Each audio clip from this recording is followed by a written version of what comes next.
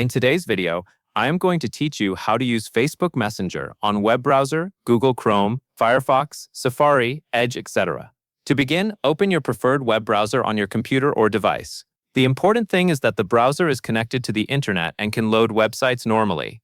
Once the browser is open, look near the top of the window for the address bar. Click inside the address bar so the cursor appears there. If there is already text in the address bar, it should become highlighted, or you can delete it before typing the new website address. Now type messenger.com into the address bar. After a short moment, the Messenger page should appear. On the login page, enter the email address or phone number connected to your account. Once your login information is entered correctly, continue with the login process. Messenger will verify your account details, and if everything is correct, it will open your Messenger inbox in the browser. That is the basic process for using Facebook Messenger through a web browser like Chrome, Firefox, Safari, or Edge. Open your browser, go to messenger.com, and log in with your account details. And that is all there is to it.